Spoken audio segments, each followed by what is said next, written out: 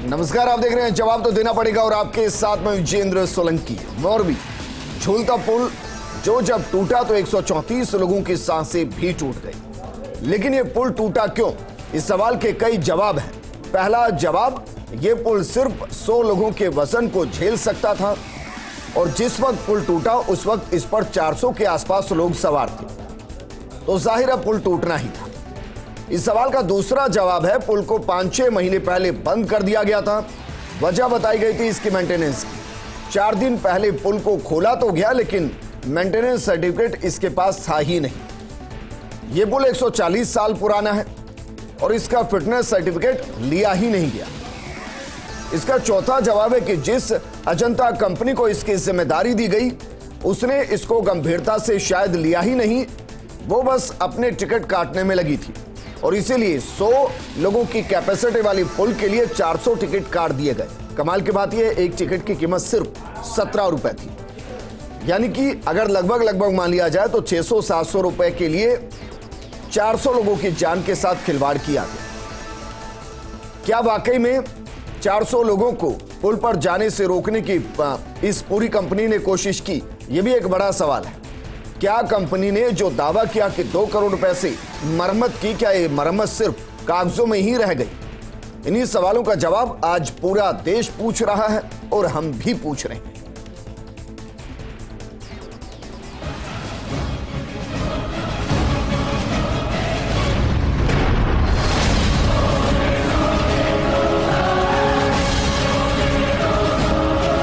गुजरात सरकार पूरी शक्ति से पीड़ित परिवारों के साथ है।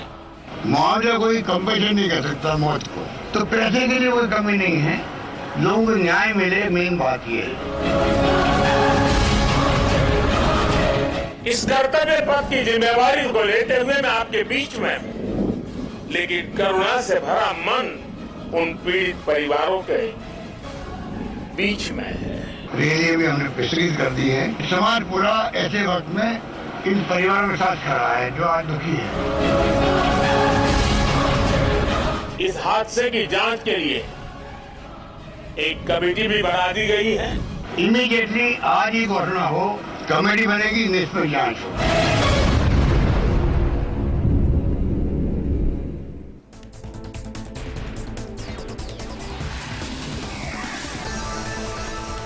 मोरबी तो सवाल है कि मौतों का जिम्मेदार कौन। इस मुद्दे पर बात करने के लिए हमारे साथ मौजूद हैं कांग्रेस नेता प्रदीप चतुर्वेदी जी, बीजेपी नेता नीलेश सोलंकी जी। प्रदीप चतुर्वेदी जी, चर्चा आपके साथ शुरू। सर, क्या वाकई में आपको लगता है कि इस दुर्घटना को रोका जा सकता था या फिर यह हादसा ही कहा जाए जो घटना था? विजय जी, सारी घटना चक्र को देखने से साफ साफ जाहिर है इसमें प्रशासनिक कमी है, क्योंकि आप देखें 2 मुद्दे इसमें बहुत महत्वपूर्ण हैं। एक मुद्दा जो सबसे बड़ी बात यह है कि जिस कंपनी को इसका मेंटेनेंस का ठेका दिया गया है वो उस कंपनी का अपना कोई अनुभव इस क्षेत्र में नहीं है। जिस कंपनी को दिया गया है वो घड़ी बनाती है, वो ई-बाइक्स बनाती है, वो और चीज़ें बनाती है, लेकिन इसका इस क्षेत्र में कोई उसका योगदान नहीं है। सिर्फ उसने अपने रसूखात के माध्यम से ये जो कॉन्ट्रैक्ट जो है हासिल किया है। अब आप बताइए कि सरकार में विमान बनाने की बात आती है तो अंबानी को, अनिल अंबानी को कॉन्ट्रैक्ट देते हैं जिसका अपना कोई अनुभव नहीं था। तो मतलब रसूखात उनकी प्राथमिकता है। अगर रसूखात प्राथमिकता है तो ये हादसे होंगे। इसमें भी साफ साफ दिखाई दे रहा है कि जिस कंपनी का इस क्षेत्र में अनुभव नहीं है वो रसूखात और अपने संबंधों के माध्यम से इस तरह के कॉन्ट्रैक्ट हासिल कर रहे हैं। तो इसमें नई बात नहीं है। हमें ताज्जुब इस बात का हो रहा है कि जो सरकार दावा करती है कि देश की आगे की सुरक्षा पे वो आगे रहेगी, विकास को आगे करेगी, उसमें इस तरह के प्रयोग किए जा रहे हैं जहां लोगों की जान जोखिम है। तो मेरा मानना साफ साफ है और ये स्पष्ट है कि ये रसूखातों के माध्यम से लाभ कमाने के प्राथमिकता को देते हुए इस तरह कॉन्ट्रैक्ट दिए जा रहे हैं जो देश के लिए और हमारी देश की प्रजा के लिए घातक है। लेकिन सर, ये बयान आपके बड़े नेता तो नहीं दे रहे। वो कह रहे हैं कि इस मुद्दे पर हम सियासत ही नहीं करेंगे। सवाल सियासत का नहीं है, सवाल प्रबंधन का है। प्रबंधन की बात अगर आप मुझसे कह रहे हैं तो प्रबंधन दिख रहा है कि जब जिस कंपनी को ये कॉन्ट्रैक्ट दिया गया उसका इस क्षेत्र में अनुभव नहीं है। 15 साल पहले उसको दिया गया, उसके बाद चलिए उसने मेंटेनेंस भी किए, तो उसका फिटनेस सर्टिफिकेट उन्होंने ना तो कंप्लायंस सबमिट किया और ना फिटनेस सर्टिफिकेट लिया। उन्होंने एक नेता को ऑब्लाइज करने के लिए उस नेता ने अपनी पौत्री से उसका उद्घाटन कर दिया जो सरकार के संज्ञान में ही नहीं है। आप सोती लोकवाही प्राप्त करने के लिए इस तरह की कार्रवाई करते हैं, किसी नेता को ऑब्लाइज कर रहे हैं जिसने बिना शेड्यूल, बिना फिटनेस सर्टिफिकेट लिए अपनी पौत्री से उसका उद्घाटन करवा दिया। इसके साथ साथ आप प्रदीप जी, सबसे गंभीर सवाल सर ये है, मैं तो ये कह रहा हूं, अगर इसी पुल पर जिसकी कैपेसिटी 100 के आसपास लोगों की है, 80 लोग होते तो समस्या थी नहीं, फिर तो ये सवाल भी नहीं कर रहे होते। लेकिन जो पुल सिर्फ वजन ही 100 लोगों का उठा सकता है, अगर उस पर 400 लोग 500 लोग जाएंगे तो उसमें कंपनी की ही लापरवाही हुई ना सर, जिसने उसको टिकट बांट दिए। 100 की जगह अगर 400 टिकट बांटे तो सब बोझ होना ही था। नीलेश सोलंकी जी हमारे साथ जुड़े हैं, बीजेपी नेता गुजरात से। नीलेश सोलंकी जी, सर इस तरीके से लापरवाही होगी, एक 17 रुपए के टिकट के लिए एक आदमी की जान को जोखिम में डाल दिया जाएगा। जी, फर्स्ट इंडिया के दर्शकों को सबसे पहले मैं जो मोरबी में एक दुखद घटना हुई कल, उसके लिए खेद प्रकट करता हूं। और भारतीय जनता पार्टी नहीं, लेकिन हमारे गुजरात के सभी लोग, कल ऐसा नहीं था कि कोई भाजपा के हो या कांग्रेस के हो, सब गुजराती थे। और गुजरात में जो ये हादसा हुआ, तो सबसे पहले ऐसा होता है कि हादसे की कोई किसी के पास दुनिया में या कहीं ब्रह्मांड में भविष्यवाणी नहीं होती। हादसा होता है, उसके बाद की प्रतिक्रिया क्या रहती है सरकार या, लेकिन सर एक तो होता है हादसा होना, नीलेश जी, एक होता है हादसा होना और एक होता है हादसे को निमंत्रण देना। पहला निमंत्रण फिटनेस सर्टिफिकेट नहीं, दूसरा निमंत्रण जिस पर 100 लोग चढ़ सकते हैं 400 लोग चढ़ा दिए गए, एक टिकट 17 रुपए का, 700 रुपए के लिए 400 लोगों की जान से खिलवाड़ करना, यह कहां तक सही है सर? जी देखिए, 6:30 बजे ये जैसे ही घटना हुई, मोरबी एक सौराष्ट्र के एरिया का एक जिला है, और वहां पे जैसे ही ये घटना हुई तो हमारे तुरंत हमारे जो हमारे गुजरात के होम मिनिस्टर है संघवी जी वहां पे गए, और तुरंत ही हमारे भारत के गृह मंत्री और सहकारिता मंत्री अमित शाह जी ने 6:45 को कॉल किया, और तुरंत ही वहां पे जितने भी प्रशासन। नीलेश जी, फिर आप या तो आप घटना के पहले जा रहे हैं सर या घटना के बाद जा रहे हैं? नहीं, मेरा सवाल आपसे ये है कि जब 400 लोग वहां चढ़े थे उस वक्त पूरा सिस्टम कहां था? जब 400 लोगों के टिकट काटे जा रहे थे तब नगर पालिका कहां थी? जब बिना सर्टिफिकेट के उसको ओपन किया जा रहा था उस दौरान सब कहां थे? जी, मैं वही पूरा ही आपका जो प्रश्न है उसका ही मैं वाक्य में बोलना जा रहा हूं, आपका जवाब भी उसमें आ जाएगा कि तुरंत ही वहां पे एनडीआरएफ की टीम जो सबसे पहले जो हादसा होता है तो सबसे ये तो प्रशासनिक खामी है श्रीमान, ही नहीं चाहिए, ये प्रशासनिक खामी है। आप जवाब दे रहे हैं, प्रशासनिक खामी की वजह बताइए। राजकारण कर रही है।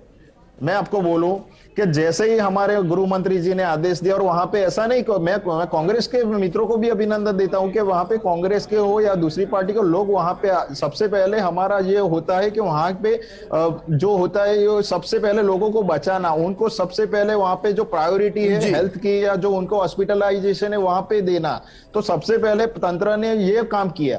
दूसरी में मैं बात बोलूं कि वहां पे जैसे ही ये हुआ तो हमारे प्रधानमंत्री जी ने वहां पे जो सहायता की, मैं आपको वही बोल रहा हूं कि ये दुखद घटना है, मैं इसमें कोई राजकारण नहीं कर रहा हूं। नीलेश सोलंकी जी, सर घटना वो होती है जो घट जाए, ये घटना नहीं है सर। आप बताइए ना, 100 लोग जिस पर चढ़ने थे 400 के टिकट बांट दिए, ये घटना हुई या गैर इरादतन हत्या के लिए उकसाना हो गया? जिसके पास सर्टिफिकेट नहीं, जिसको अप्रूवल नहीं, उसको आप ओपन कर दें, उस पर लोगों को चढ़ा दें।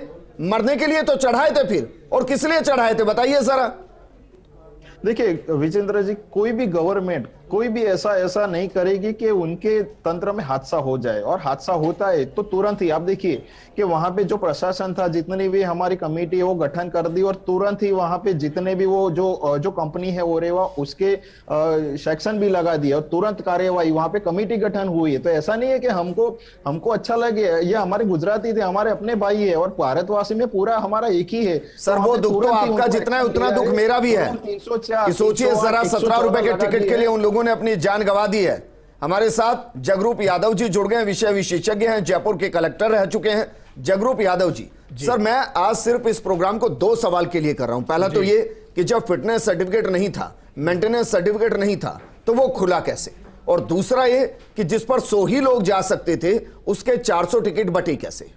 निश्चित रूप से विजेंद्र जी आपराधिक लापरवाही है, और इसके लिए न केवल जो सर्विस प्रोवाइडर जो कंपनी को नगर निगम मोरबी ने दे रखा था वो उत्तरदायी है, ये उसकी तो वाइकेरियस लाइबिलिटी, स्ट्रिक्ट लाइबिलिटी जो उत्तरदायित्व के सिद्धांत है उसके हिसाब से जो निकाय जो संस्थान जिसकी संपत्ति थी उसकी ओर से कोई भी देखभाल कर रहा है तो ये आपराधिक लापरवाही है। आप 26 तारीख से गुजरात स्थापना दिवस से पुल चल रहा था, उस पर कितने लोग जा रहे हैं, फिटनेस सर्टिफिकेट आया है या नहीं है। हादसा होना, दुर्घटना को ये खुला निमंत्रण देने के समान है। जब चीज़ें जो चीज़ स्थितियां जहां प्रभाव में होनी चाहिए थी वो नहीं थी। मैं आपको उल्लेख करना चाहूँगा कि यहाँ पे हनुमान जी सामोद हनुमान जी में एक रोप वे का अनुमति दे दी और उसने चालू भी कर दिया, उद्घाटन कर दिया, काफ़ी लोग चले गए, उसमें स्थानीय विधायक भी चले गए। मेरे संज्ञान में आया तो मैंने कहा इसका फिटनेस सर्टिफिकेट, भाई लोक जीवन का सवाल है तो उनका JEN PWD से वहाँ से ले लिया। मैंने किताब देखी, रूल बुक देखी तो पता लगा कि उसमें कोई मिनिमम इंस्पेक्टर लिखा हुआ था, एक्शन लेवल PWD का जो अपॉइंटेड है वही उसका सर्टिफिकेशन कर सकता है। मैंने चलता हुआ रुकवाया, वो आज तक भी शायद अटका हुआ है। और जहां लोग जीवन का सवाल हो, आप देखिए 500 लोग उस पर चढ़ गए, फिटनेस सर्टिफिकेट था नहीं, स्थानीय निकाय के संज्ञान में नहीं। ये महज कह देना कि साहब हमारी जानकारी में नहीं था, उसने सूचना नहीं दी। आप क्या कर रहे थे? टूरिस्ट अट्रैक्शन का प्लेस था, 500 400 500 लोग चले गए वहां पे रेस्क्यू ऑपरेशन के। तो दूसरी बात है, उससे पहले भी कुछ ऐसी स्थितियां होती हैं, आकस्मिकता जहां होती है तो वहां पे पैरासूट भी होने चाहिए, नदी की डिसिल्टेशन की वो भी होनी चाहिए, किट भी होने चाहिए, एयर ट्यूब भी होनी चाहिए, बहुत सारी चीजें। अगर स्थिति ऐसी, एक नदी के ऊपर पुल है, हैंगिंग पुल है और टूरिस्ट अट्रैक्शन है और वो इतने दिन से चल रहा है, आपका महज ये कह देना किसी भी निकाय का, किसी भी अधिकारी का, किसी भी संस्थान का पर्याप्त नहीं है कि साहब ये हमें बताया नहीं जी। आप क्या कर रहे थे? आप गफलत की नींद में सो रहे थे क्या? इतने लोग, और लोगों को, वो भारत के नागरिक थे, उनको गुजराती देखना कोई पार्टी के नहीं होते। नहीं सर, ये आपको कितना डाइजेस्ट होता है कि जो मोरबी नगर पालिका है उससे जब उसका मेंटेनेंस सर्टिफिकेट लिया ही नहीं गया, 4 दिन से वो ब्रिज चल रहा था, क्या वाकई में पॉसिबल है कि उसको पता ही ना चला हो, निकाय को पता ही नहीं चला कि क्या चल रहा है? नहीं, और उसी की प्रॉपर्टी है सर, ये लापरवाही है, उत्तरदायित्व की फेलियर है। आपको पता होना चाहिए आपकी नाक के नीचे क्या हो रहा है। टूरिस्ट अट्रैक्शन है, आपका सर्विस प्रोवाइडर है, उसने यथेष्ट उपाय कर रखे नहीं कर रखे हैं। टिकट वहां पे जितने लोग हैं अनुगेय हैं, जिनको परमिशन है, उतने ही लोग होने चाहिए। आपने अतिरिक्त लोगों को जाने दे रहे तो आपका नियामक व्यवस्था भी होनी चाहिए। ये थोड़ी है कि साहब हम कोई खड़े थोड़ी रहेंगे। क्यों नहीं खड़े रहोगे आप जी? आपको व्यवस्थापन करने की जिम्मेदारी है आपकी। नीलेश सोलंकी जी, शासन और प्रशासन पल्ला नहीं झाड़ सकता। बिल्कुल सर। नीलेश सोलंकी जी, सर हिंदी की एक कहावत है, दुर्घटना से देरी भली, और अंग्रेजी में कहते हैं precaution is better than disease. Sir घटना घटने के बाद तो आप मुआवजा भी देते रहिए, आप किसी को सलाखों में भी पहुंचाते रहिए, ट्वीट भी करते रहिए और वहां भी पहुंचते रहिए। उससे जिनके घरों के चिराग बुझ गए ना, वो वापस रोशन नहीं होते। जिम्मेदारी ये होती है कि घटना होने से रोका जाए। अगर कोई लापरवाह है तो उसको पहले रोका जाए। अच्छा लगता जब पहले दिन इसको बिना सर्टिफिकेट के खोला गया, उसी दिन कंपनी को ब्लैक लिस्टेड करके और उसके खिलाफ मामला दर्ज होता। आज ये जान जा नहीं रही होती। और विजेंद्र जी, मैं आपके संज्ञान में लाना चाहूंगा, यहाँ पहले भी दुर्घटना हो चुकी है इसी पुल पे। बिल्कुल। हेलो जी बोलिए विजेंद्र जी, कोई भी मुआवजा जान के बराबर नहीं होता है, वो सबको मालूम है। और ये होना ही चाहिए कि जिंदगी की जो कीमत है वो कोई मुआवजे से नहीं उसको भर पाते। लेकिन उनके जो परिवार के होते हैं, वो मैं आपको पहले मैं बोल रहा हूं कि किसी भी गवर्नमेंट के लिए ये दुखद घटना है। कोई भी जान के एक भी जान होती है तो उसकी कीमत कोई लगा नहीं सकता विश्व में।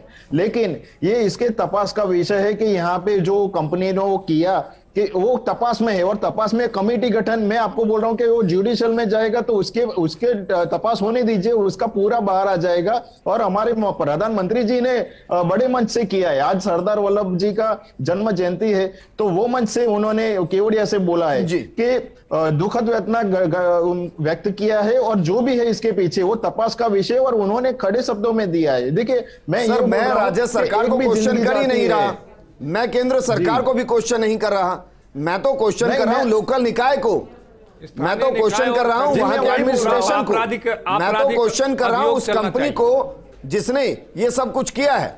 सर सबको लीजिए ना लपेटे में, अकेले कंपनी की जिम्मेदारी थोड़ी ना है। बिल्कुल नहीं। मैं वही बोल रहा हूं कि इसमें जो भी होगा कोई भी, शायद हमारी पार्टी से भी होगा या कोई भी होगा, हमारी पार्टी पहले से ट्रांसपेरेंसी होती है और व्यक्ति विशेष किसी को नहीं बचाया जाता। और ये तो हमारे गुजराती है, भारतवासी हम लोग एक ही है। इसमें तुरंत ही सेक्शन लगा दिया है 304, 308, 114, मतलब मानव वध। इसमें कोई भी शंका मत रखिए। ऐसा नहीं है जिनके ऊपर आपने सेक्शन लगाए हैं वो तो कंपनी के लोग हैं, बाकी भी तो जिम्मेदार है इसमें जहां जो टिकट बांट रहा था वहां से लेके जो भी कंपनी तक था, जितना भी वहां पे उस कंपनी का था या कोई भी है, ऐसा नहीं कि कंपनी को भी, लेकिन इसमें जहां पे भी जो सीधी लिटी के है और इनडायरेक्टली भी जुड़े हैं वो सबको पुलिस तपास में लेकर इसमें गठन किया गया है। सोलंकी जी, मेरा सवाल है आपसे, आप मुझे बताइए कि और भी ग्रुप को ये कॉन्ट्रैक्ट दिया गया है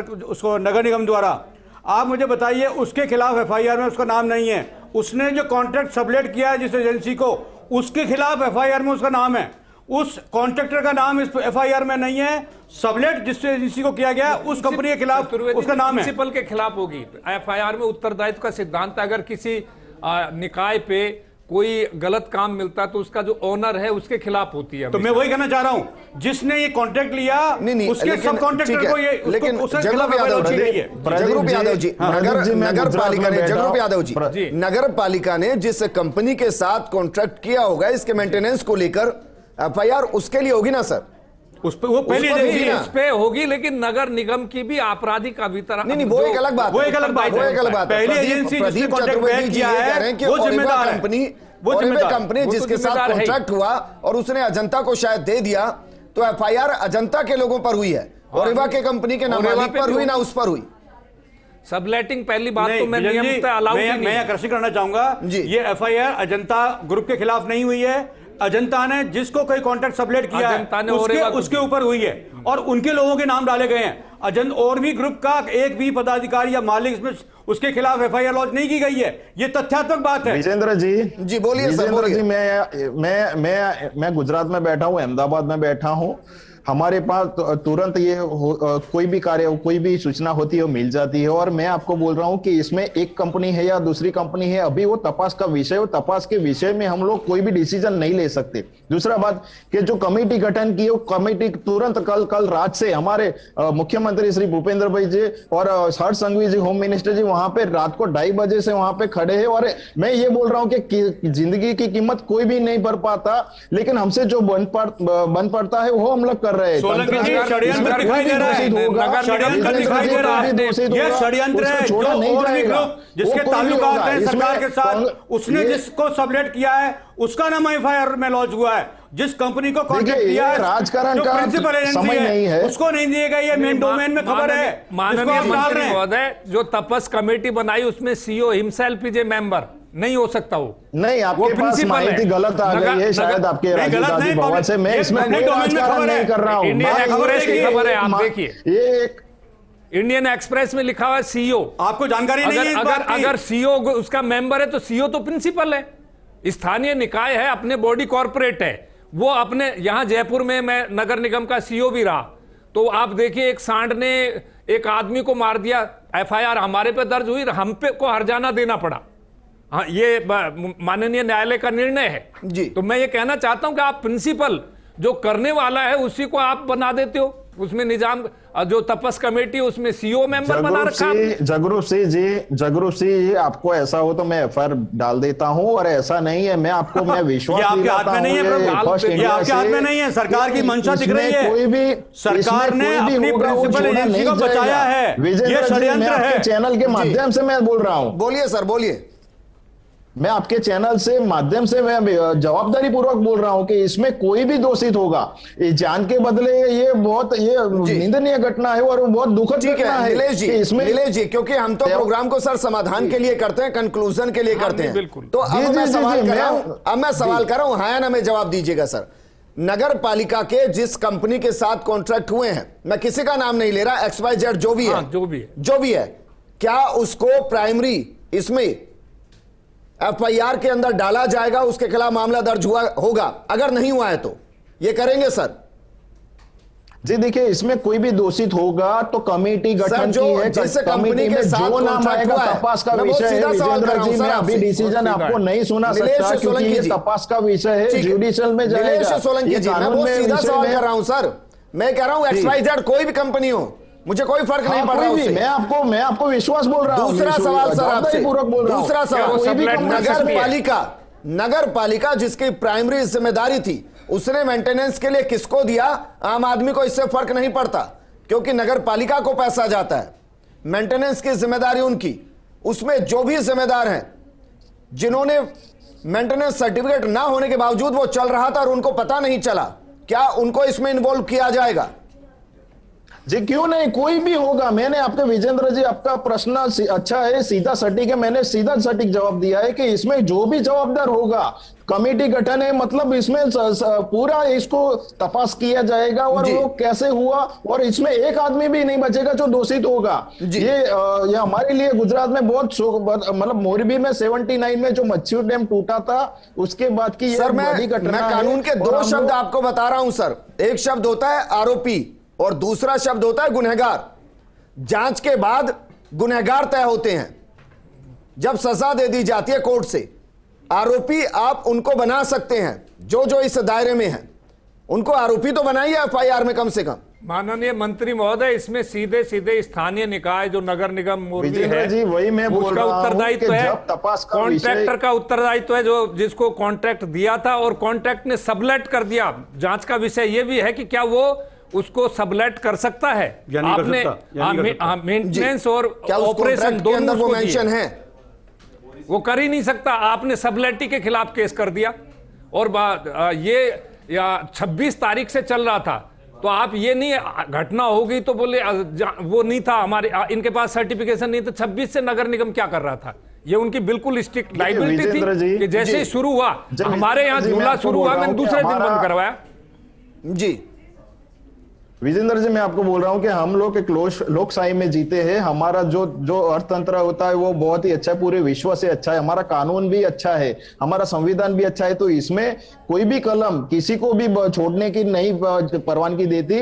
लेकिन आपने जो बोला गुनहगार और आरोपी, सही बात है, लेकिन जब तक ये तपास का विषय होता है तो इसमें सीधा या इनडायरेक्टली कोई भी सवाल कर रहा हूं आज सोलंकी जी, मैं तो सवाल कर रहा हूं कि जिनको जांच के दायरे में लाएंगे ही नहीं, जिनको आरोपी बनाएंगे ही नहीं, उनको गुनहगार बनाएंगे कैसे? नहीं, कमेटी देखिए, कमेटी गठन हुई है तो इसमें कोई भी दोषित को थोड़ी कोई। चलिए सर, ये बताइए, ये कमेटी पूर्वक बोल रहा हूं, कमेटी टाइम बाउंडेड है या नहीं है सर? क्या ये कमेटी टाइम बाउंडेड है? कमेटी जो उसका तपास का विषय है वो तपास का विषय में वो आगे देगी और उसमें वो जुडिशियल ऐड होगा। वो और भी ऐसा नहीं है कि ये तपास है नहीं, जांच का क्या विषय आप या तो फिर बताएं वो जांच का में क्या दायरा क्या नहीं है। काफी नहीं है साहब, जांच का विषय जांच का विषय तो है ही, पर जांच में क्या टर्म्स ऑफ रेफरेंस क्या रही है सर? जांच तो होगी। अच्छा, एक डिमांड कांग्रेस कर रही है। नीलेश जी, अंतिम सवाल है आपसे, एक सवाल अंतिम। मैं राजकारण करने नहीं आया हूं, ठीक है? विजेंद्र जी ने मुझे इनवाइट किया तो मैं पक्ष रखने आया हूं। बिल्कुल सर, राजकारण कीजिए और आपको पूरी फ्रीडम है अपना पक्ष रखने की। अंतिम सवाल मैं आपसे कर रहा हूं कि कांग्रेस और विपक्ष ये मांग कर रही है कि कोई भी हाईकोर्ट का रिटायर्ड जज हो या सुप्रीम कोर्ट का रिटायर्ड जज हो, उसकी अध्यक्षता में कमेटी जांच करे। क्या इसको गुजरात सरकार मानेगी? अभी 5 क्यों नहीं, अच्छा सुझाव होगा और ये सबके लिए। मैंने कांग्रेस के प्रवक्ता ने सुना नहीं होगा, शायद वो राजकारण करने बैठे, लेकिन मैंने पहले ही बोला है कि कल रात को जो हादसा हुआ उसमें शायद मैं कांग्रेस को अभिनंदन देना चाहूं कि कांग्रेस हो या कोई भी पार्टी हो या संगठन हो, हमारा कोई भी तंत्र हो, वहां पे हर एक आदमी ने वहां पे प्रायोरिटी में सबको जान में बचाई और जो जिसको भी जो काम मिला उसने वो हॉस्पिटल में दिया और वहां पे पूरा वहां पे लोग खड़े रहे। ठीक है, आदमी की सेवा में आता है, तो इसमें राजकारण मैं नहीं कर रहा हूं, इसमें लोग मरे हैं सर। इसमें पॉलिटिक्स का तो सवाल ही नहीं है कि ये होगा वो होगा, इसमें पॉलिटिक्स का सवाल ही नहीं है। इसमें सवाल सिर्फ इतना है कि जो सच में जिम्मेदार हैं, क्या उनको हम सलाखों के पीछे पहुंचा देंगे, निष्पक्ष होकर पहुंचा देंगे? उनको सवाल इतना है सर। सवाल व्यवस्था का है। आपका भी शुक्रिया जगरूप यादव जी, आपका भी शुक्रिया चर्चा में शामिल होने के लिए। 134 जान। आप उन परिवारों के बारे में जरा सोचिए जिन्होंने अपनों को खोया है। सही कहा था नीलेश जी ने कि कोई मुआवजा किसी भी घाव को भर नहीं सकता जो इस तरीके के जख्म होते हैं। हाँ, लेकिन यह संतोष जरूर होता है कि जिनकी वजह से जान गई है, अगर वो सलाखों में पहुंच जाए निष्पक्ष तरीके से, तो राहत मिलती है कि हाँ, सरकार काम कर रही है, कानून काम कर रहा है और उनको इंसाफ मिला है। नमस्कार।